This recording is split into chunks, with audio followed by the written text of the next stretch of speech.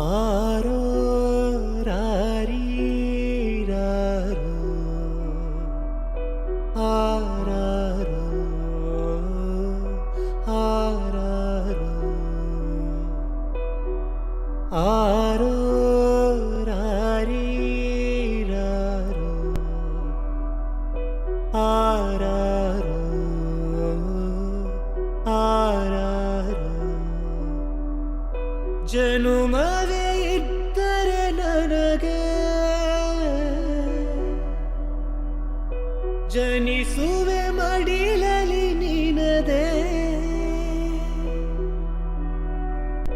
ಜನುಮವೇ ಇದ್ದರೆ ನನಗೆ ಜನಿಸುವೆ ಮಡಿಲಲಿ ನಿನದೆ ಜೋಗುಳವೇ ನಾನಿನಗೆ ಜೋಗುಳವೇ ನಾನಿನಗೆ. ಹರಿಣಿ, ನಿನಗೆ ಒಳ್ಳೇದಾಗಲಿ ಅಂತ ಮುದ್ದು ಮಾವ ದೇವಸ್ಥಾನಕ್ಕೆ ಹೋಗಿ ಅರ್ಚನೆ ಮಾಡಿಸ್ಕೊಂಡು ಬಂದಿದ್ದಾರೆ. ಅವ್ರಿಗೆ ಇಷ್ಟೊಂದು ನಂಬಿಕೆ ಇದೆ ಅಂದಮೇಲೆ ನೀನು ಬೇಗ ಗುಣ ಆಗೇ ಆಗ್ತೀಯ. ಭೈರ, ನೀನು ಈಗಲೇ ಹರಿಣಿಗೊಂದು ಗತಿ ಕಾಣಿಸ್ಲಿಲ್ಲ ಅಂದರೆ ಮುಂದೆ ನಾವೇ ಪಶ್ಚಾತ್ತಾಪ ಪಡಬೇಕಾಗತ್ತೆ. ಹೌದು ಭೈರ, ಅವಳು ಯಾವುದೇ ಕಾರಣಕ್ಕೂ ಈ ಮನೇಲಿ ಇರಬಾರ್ದು. ಅವಳಿಗೊಂದು ಗತಿ ಕಾಣಿಸ್ಲೇಬೇಕು. ಭೈರ, ನೀನು ಹೀಗೆ ಕೈ ಕಟ್ಕೊಂಡು ನಿಂತ್ರೆ ಆ ಮನೆ ಕೆಲಸದವಳು ನಮ್ಮನ್ನ ಮನೆ ಕೆಲಸದವ್ರನ್ನಾಗಿ ಮಾಡ್ಕೋತಾಳೆ. ಹರಿಣಿ, ಇಲ್ಲೇ ಕೂತಿರ್ಬೇಡ, ಬಾ, ನಾನು ಇನ್ನೂ ಕೆಳಗಡೆ ಕರ್ಕೊಂಡು ಹೋಗ್ತೀನಿ. ಗಾಳಿ ಬರತ್ತೆ, ಚೆನ್ನಾಗಿರತ್ತೆ.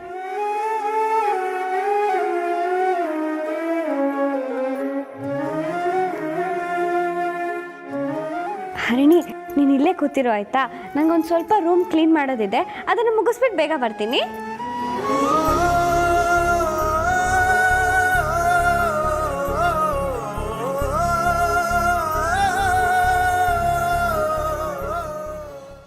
ಭೈರ,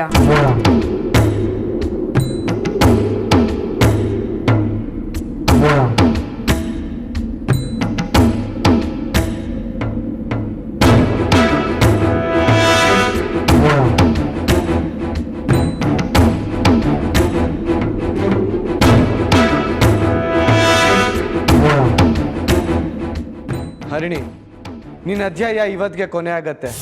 ನಿನ್ನ ಆತ್ಮಕ್ಕೆ ಶಾಂತಿ ಸಿಗಲಿ.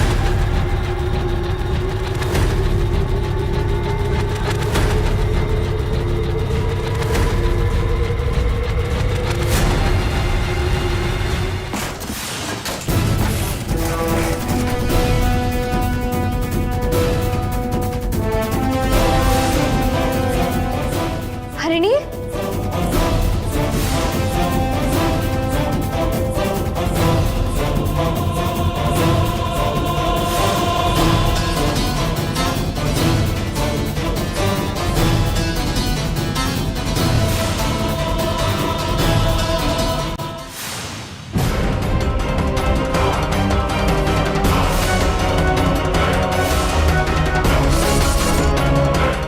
ಹರಿಣಿ, ಮುದ್ದು ಮಾವ ಎಲ್ಲಿದ್ದೀರಾ? ಹರಿಣಿ, ಹರಿಣಿ,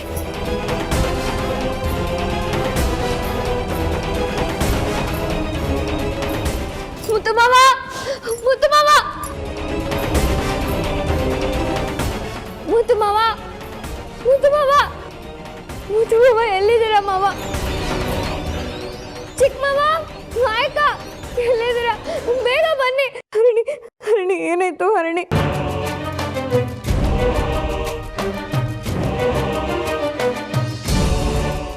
ಬೆಳ್ಳಿ, ಏನಾಯ್ತು ಬೆಳ್ಳಿ?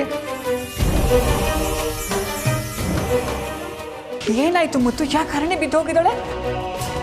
ಯಾರು ಅವಳನ್ನ ನೋಡ್ಕೋತಾ ಇದ್ದಿದ್ದು? ಕಡೆದಾಗ ಅವಳನ್ನ ಯಾರು ನೋಡ್ಕೊಳ್ತಾ ಇದ್ರು?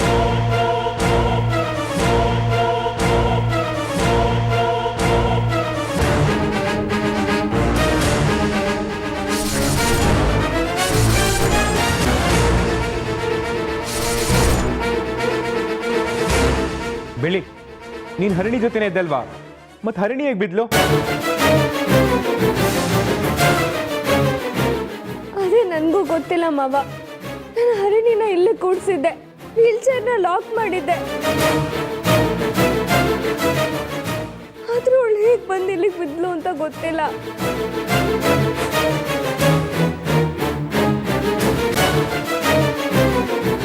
ಗೊತ್ತಿಲ್ಲ ಅಂತ ಸುಲಭವಾಗಿ ಹೇಳ್ತಿದ್ದಿಲ್ಲ ಬೆಳ್ಳಿ.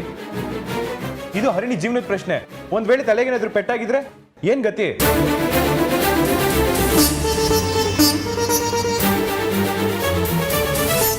ಈಗಷ್ಟೇ ಚೆನ್ನಾಗಿ ನೋಡ್ಕೊ ಅಂತ ಹೇಳ್ಬಿಟ್ಟು ಹೋಗಿದ್ದೀನಿ, ಅಷ್ಟರಲ್ಲಿ ಈಗ ಮಾಡಿದ್ಯಲ್ಲ.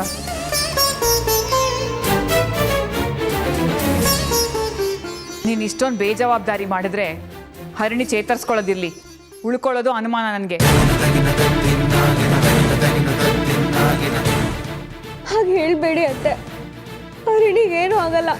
ನನ್ನ ಪ್ರಾಣ ಕೊಟ್ಟಾದ್ರೂ ನಾನು ಅವಳನ್ನ ಉಳಿಸ್ಕೊತೀನಿ. ನನಗೂ ಹರಿಣಿ ಅಂದರೆ ಪ್ರೀತಿನೇ. ನೀನು ಹೀಗೆ ಬೇಕಾಬಿಟ್ಟಿ ಮಾಡಿದ್ರೆ ಹೇಗೆ ಹೇಳು?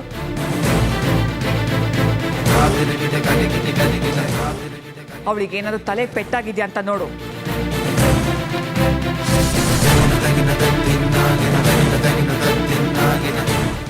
ಇಲ್ಲ ಮಾವ, ಏನೂ ಆಗಿಲ್ಲ. ನಿನಗೆ ನೋಡ್ಕೊಳಕ್ಕಾಗೋದಿಲ್ಲ ಅಂದರೆ ಹೇಳು ಬೆಳ್ಳಿ. ಅವಳನ್ನ ಹಾಸ್ಪಿಟಲಲ್ಲಿ ಬಿಟ್ಟು ನಾವು ನೋಡ್ಕೋತೀವಿ. ಇಲ್ಲ ಅತ್ತೆ, ಇದೆಲ್ಲ ಹೇಗಾಯ್ತು ಅಂತ ನಿಜವಾಗ್ಲೂ ಗೊತ್ತಿಲ್ಲ.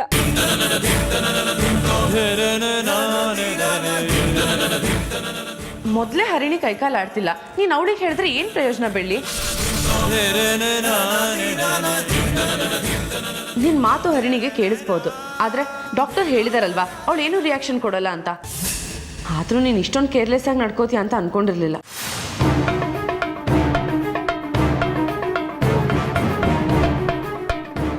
ಅವಳು ನೋಡ್ಕೊಳ್ಳೋದೇ ತಾನೇ ನಿನ್ನ ಕೆಲಸ. ಅದನ್ನ ಬಿಟ್ಟು ಬೇರೆ ಏನಿದೆ? ಇದೆಲ್ಲ ನಡೆಯುತ್ತೆ ಅಂತಾನೆ ಡಾಕ್ಟರ್ ಹಾಸ್ಪಿಟ್ಲಲ್ಲೇ ಇರಲಿ ಅಂತ ಹೇಳಿದ್ದು. ಆದರೂ ನಾವು ಅವ್ರ ಮಾತು ಕೇಳದೆ ಇಲ್ಲಿ ಕರ್ಕೊಂಡ್ಬಂದ್ವಿ. ನರ್ಸ್ ಇದ್ದಿದ್ರೆ ಒಂಚೂರು ಹೆಚ್ಚು ಕಡಿಮೆ ಆಗದಿರೋ ಹಾಗೆ ನೋಡ್ಕೊಂಡಿರೋರೇನೋ. ಮಾವ, ಇನ್ನೂ ಕಾಲ ಮಿಂಚಿಲ್ಲ. ಡಾಕ್ಟರ್ ಹತ್ರ ಮಾತಾಡಿ ಒಂದು ನಿರ್ಧಾರಕ್ಕೆ ಬನ್ನಿ.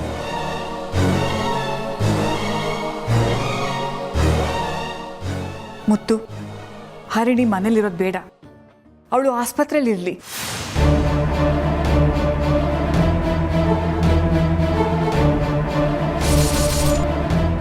ಮತ್ತೆ ಮತ್ತೆ ಹರಿಣಿಗೆ ಹೀಗೆ ಪೆಟ್ಟಾಗ್ತಾ ಇದ್ರೆ ಅವಳ ಜೀವ ಏನಾಗ್ಬೇಕು ಹೇಳು ಮುತ್ತು? ಈ ಮನೇಲಿರೋದು ಪ್ರಾಣ ಉಳಿಸೋದಕ್ಕೆ ಹೊರತು ಪ್ರಾಣ ತೆಗೆಯೋದಕ್ಕಲ್ಲ.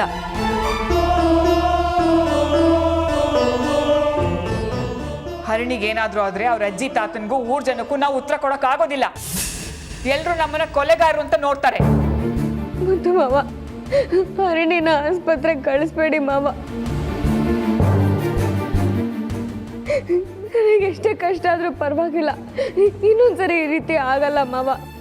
ನಾನು ಒಳ್ಳೆ ಕಣ್ಣಲ್ಲಿ ಕಣ್ಣಿಟ್ಟು ಜೋಪಾನವಾಗಿ ನೋಡ್ಕೋತೀನಿ ಮಾವ.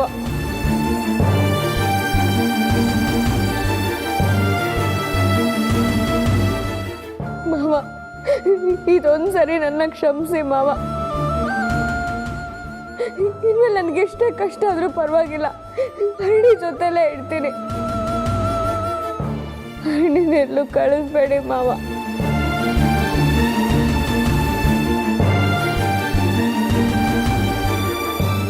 ಸರಿ, ಸಮಾಧಾನ ಮಾಡ್ಕೊ, ಅಳ್ಬೇಡ. ಹರಿಣಿ ಇಲ್ಲೇ ಇರ್ತಾಳೆ, ನಿನ್ ಬಿಟ್ಟು ಎಲ್ಲೂ ಹೋಗೋದಿಲ್ಲ.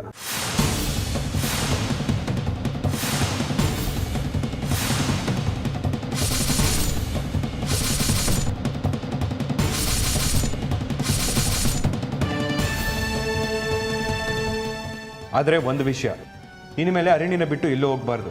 ಹುಷಾರಾಗಿ ನೋಡ್ಕೋಬೇಕು. ಇನ್ನೊಂದ್ಸರಿ ಈ ರೀತಿ ಆದರೆ ನನಗೆ ಬೇರೆ ದಾರಿನೇ ಇಲ್ಲ. ಹರಿಣಿನ ಹಾಸ್ಪಿಟ್ಲಿಗೆ ಸೇರಿಸ್ಬೇಕಾಗತ್ತೆ. ಆ ರೀತಿ ಆಗೋದು ಬಿಡೋದು ನಿನ್ನ ಕೈಲಿದೆ. ಹುಷಾರಾಗಿ ನೋಡ್ಕೋ.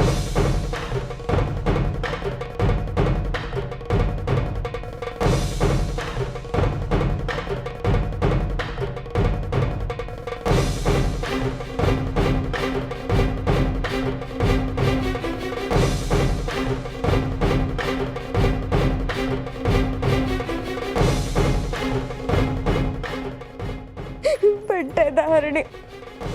ನನಗೆ ನಿಜವಾಗ್ಲೂ ನೀನು ಹೇಗೆ ಇಲ್ಲಿಗೆ ಬಿದ್ದೆ ಅಂತ ಗೊತ್ತಿಲ್ಲ ಹರಿಣಿ. ನನ್ನ ಕ್ಷಮಿಸ್ಬಿಡು ಹರಿಣಿ. ಇನ್ಯಾವತ್ತೂ ನಿನಗೆ ಈ ಥರ ಆಗಕ್ಕೆ ನೋಡ್ಕೊಳ್ಳಲ್ಲ. ನಾನು ಜೋಪಾನವಾಗಿ ನೋಡ್ಕೋತೀನಿ ಹರಿಣಿ. ನನ್ನ ಬಿಟ್ಟು ಹೋಗ್ಬೇಡ ಹರಿಣಿ.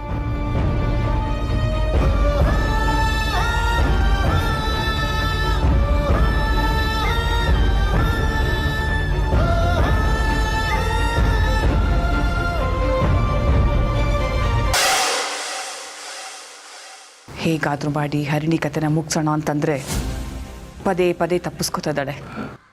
ಎಲ್ಲ ಈ ಬೆಳ್ಳಿಯಿಂದಾನೆ. ಇಲ್ಲಾಗೋದಿಲ್ಲ, ಹಾಸ್ಪಿಟ್ಲಲ್ಲಾದರೂ ಅವಳ ಕತೆ ಮುಗಿಸೋಣ ಅಂತಂದರೆ ಅದಕ್ಕೂ ಅವಕಾಶ ಮಾಡ್ಕೊಳ್ತಾ ಇಲ್ಲ. ನಾನೇ ನೋಡ್ಕೊತೀನಿ ಅಂತ ಹೇಳ್ತಾ ಇದ್ದಾಳೆ. ಇದಕ್ಕೆ ಮಾತ್ರ ನಾವು ಅವಕಾಶ ಮಾಡಿಕೊಡ್ಬಾರ್ದು. ಮುತ್ತಣ್ಣನ ಒಪ್ಸಿ ಹರಣಿನ 2ನೇ ಸಲನೂ ಇಲ್ಲೇ ಉಳಿಸ್ಕೊಂಡಿದ್ದಾಳೆ. ನಮ್ಮನೇಲಿ ನಮ್ಮ ಮಾತೆ ನಡೀಲಿಲ್ಲ ಅಂದ್ರೆ ಹೇಗಮ್ಮ? ತಲೆಗೆ ಪೆಟ್ಟಾದ್ರೆ ಪ್ರಾಣ ಹೋಗುತ್ತೆ ಅಂತ ಜೋರಾಗ್ತಾ ಇದ್ದೆ, ಆದ್ರೂ ಏನೂ ನಡೀಲಿಲ್ಲಮ್ಮ. ಒಂದಲ್ಲ ಒಂದ್ ರೀತಿ ಬದುಕ್ತಾನೆ ಇದ್ದಾಳೆ, ಏನ್ ಮಾಡೋದು? ಹರಿಣಿ ಯಾವತ್ತು ಗುಣ ಆಗ್ತಾಳೋ ಆವತ್ತಿಂದನೇ ನಮ್ಮ ರಾಹುಗಾಲ ಶುರು ಆಗುತ್ತೆ. ಅದಷ್ಟು ಸುಲಭ ಅಲ್ಲ ಅತ್ತೆ. ಹರಿಣಿ ಹುಷಾರಾಗೋಕೆ ತುಂಬ ದಿನಗಳಲ್ಲ, ವರ್ಷಗಳೇ ಬೇಕು. ಡಾಕ್ಟರ್ ಹೇಳಿದ್ನ ನೀವು ಕೇಳಿಸ್ಕೊಂಡ್ರಾ? ಹರಿಣಿ ಹತ್ತತ್ರ ಕೋಮಾ ಲೆವೆಲಲ್ಲಿದ್ದಾಳೆ. ಬೆಳ್ಳಿ ಬೇಗ ಮಾತಾಡು, ಹುಷಾರಾಗು ಅಂತ ಹೇಳಿದ ತಕ್ಷಣ ಅವಳು ಗುಣ ಆಗ್ಬಿಡಲ್ಲ. ಅದಕ್ಕೆ ಚಮತ್ಕಾರನೇ ಆಗಬೇಕು. ಹರಿಣಿ ಬದುಕಿದ್ದಷ್ಟು ದಿನ ನಮಗೆ ತಲೆನೋವು. ಆದಷ್ಟು ಬೇಗ ಅವಳನ್ನ ಕಳಿಸೋದಕ್ಕೆ ಯೋಚನೆ ಮಾಡಬೇಕು. ನೀವೆಲ್ಲ ಒಂದು ವಿಷಯ ಸರಿಯಾಗಿ ಯೋಚನೆ ಮಾಡಿಲ್ಲ ಅನ್ಸುತ್ತೆ.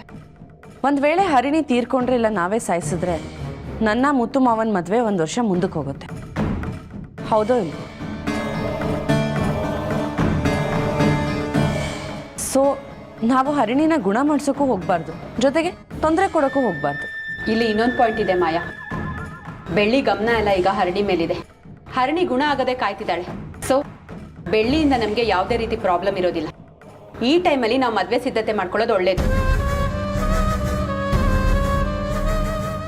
ಎಕ್ಸಾಕ್ಟ್ಲಿ ಅದಕ್ಕೆ ಈಗ ನೀವು ಸರಿಯಾದ ಪಾಯಿಂಟಿಗೆ ಬಂದ್ರಿ. ಆದ್ರೆ ಮದ್ವೆಗೆ ಮುತ್ತಣ್ಣ ಒಪ್ಕೋಬೇಕಲ್ಲ. ಮನೇಲಿ ಒಂದು ಕೆಟ್ಟದ್ದು ನಡೆದ್ರೆ ಇನ್ನೊಂದು ಒಳ್ಳೇದು ನಡಿಬೇಕನ್ನೋ ಕಾನ್ಸೆಪ್ಟ್ ಇಟ್ಕೊಂಡು ಅತ್ತೆ ನೀವು ಮುತ್ತು ಮಾವನ ಹತ್ರ ಮಾತಾಡಬೇಕು. ಆಗ ನಾವು ಅನ್ಕೊಂಡಾಗೆ ಎಲ್ಲ ನಡೆಯುತ್ತೆ. ಮುತ್ತು ಮಾವನು ಮದುವೆಗೆ ಒಪ್ಪಿಗೆ ಕೊಡ್ತಾರೆ. ಏನಂತೀರಾ? ನೀನು ಹೇಳೋದು ಸರಿಯಾಗಿದೆ. ಮುತ್ತುನ ನಾನು ಒಪ್ಪಿಸ್ತೀನಿ. ಹೇಗಿದ್ರು ನಾಳೆ ನಿಮ್ಮ ದೊಡ್ಡಪ್ಪ ನಾಗಾರ್ಜುನ ಬರ್ತಾನೆ. ಅವನು ಬಂದ ಮೇಲೇ ಶುಭ ಕಾರ್ಯದ ಬಗ್ಗೆ ಮಾತಾಡೋಣ. ಈಗ ನಮಗೆ ದಾರಿ ಸಿಕ್ಕಿದೆಯಲ್ಲ, ಮದುವೆ ಕಾರ್ಯಗಳನ್ನ ಶುರು ಮಾಡೋಣ.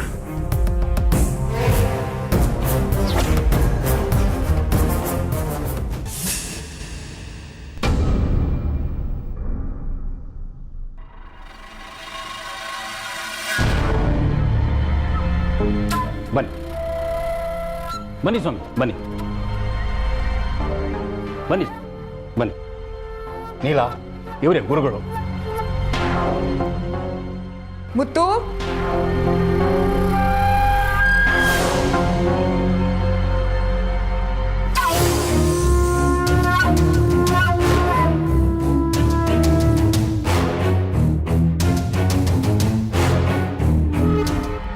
ಕೂತ್ಕೊ. ನೀಲಾ, ನಾನು ಹೇಳ್ತಾ ಇದ್ನಲ್ಲ, ಇವರ ಹೆಸರು ರವೀಂದ್ರ ಸ್ವಾಮೀಜಿಗಳು ಅಂತ. ತುಂಬ ಜ್ಞಾನಿಗಳು. ಮುಂದೆ ಆಗೋ ಒಳ್ಳೆಯದು ಕೆಟ್ಟದ್ರ ಅರಿವಿರೋರು. ಯಾವಾಗಲೂ ಹೋಮ ಹವನ ಅಂತ ಬ್ಯುಸಿಯಾಗಿರ್ತಾರೆ. ಧರ್ಮಸ್ಥಳದ ಬೆಂಗಳೂರಿಗೆ ಹೊರಟಿದ್ರು. ಹಾಗೆ ದಾರಿ ಮಧ್ಯೆ ನಮ್ಮನೆಗೂ ಬಂದು ಹೋಗಿ ಅಂತ ಕೇಳ್ಕೊಂಡೆ. ಖುಷಿಯಿಂದ ಒಪ್ಕೊಂಡು ಬಂದಿದ್ದಾರೆ. ನೀನು ಯಾವಾಗಲೂ ಹೇಳ್ತಾ ಇದೆಯಲ್ಲ, ಮನೆಯಲ್ಲಿ ಸಮಸ್ಯೆ ಇದೆ ಅಂತ.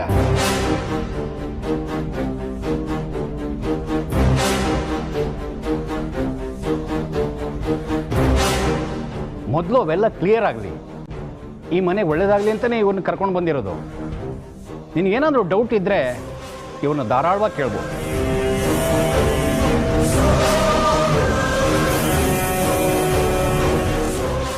ಸ್ವಾಮಿಗಳೇ, ಅದೇನಾಯ್ತು? ನೀವೇನು ಹೇಳೋ ಅವಶ್ಯಕತೆ ಇಲ್ಲ, ಎಲ್ಲ ತಾನಾಗಿಯೇ ಅರ್ಥವಾಗ್ತಾ ಇದೆ.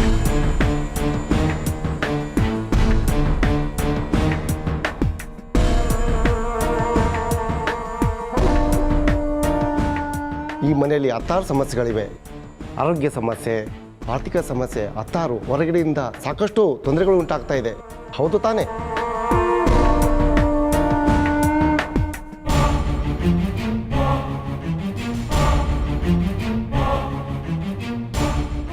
ಹೌದು ಸ್ವಾಮಿ. ಈಗ ತಾನೇ ಒಬ್ಬರು ತೀರ್ಕೊಂಡಿದ್ದಾರೆ. ಹೌದು ತಾನೇ? ಹೌದು ಸ್ವಾಮಿ, ಅವ್ರು ನಮ್ಮ ತಂದೆಯವರು. ಸಾಕಷ್ಟು ಕೆಟ್ಟ ಗಾಳಿ ಮನೆ ಸುತ್ತ ಬೀಸ್ತಾ ಇದೆ. ಅದು ಮನೆಯವ್ರನ್ನೆಲ್ಲ ಆವರಿಸ್ಕೋತಾ ಇದೆ. ಅದು ನಿವಾರಣೆ ಆಗಬೇಕು ಅಂದರೆ ಒಂದು ಪೂಜೆ ಮಾಡಲೇಬೇಕು.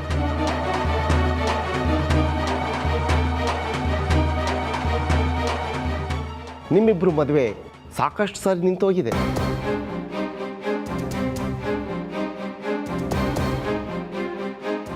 ಅಂದಮೇಲೆ ನೀವು ಈ ಪೂಜೆಯಲ್ಲಿ ಭಾಗಿಯಾಗಲೇಬೇಕು. ಸರಿ ಸ್ವಾಮಿಗಳು. ಪೂಜೆಗೆ ಒಳ್ಳೆಗಳಿಗೆ ಯಾವುದಿದೆ ಅಂತ ಹೇಳ್ತೀನಿ.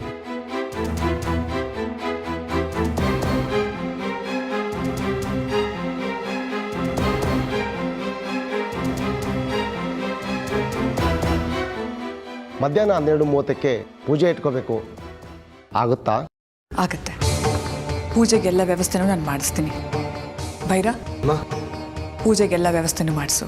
ಸರಿ. ಒಟ್ಟಿನಲ್ಲಿ ಮನೆಯವ್ರಿಗೆ ಮನೇಲಿರೋರಿಗೆ ಒಳ್ಳೇದಾಗಬೇಕು. ಅದೆಲ್ಲ ನಿಮ್ಮ ಕೈಲಿದೆ ಸ್ವಾಮಿ. ಒಳ್ಳೇದು ಮಾಡೋದಕ್ಕೆ ನಾನು ಬಂದಿರೋದು. ಧೈರ್ಯವಾಗಿರಿ.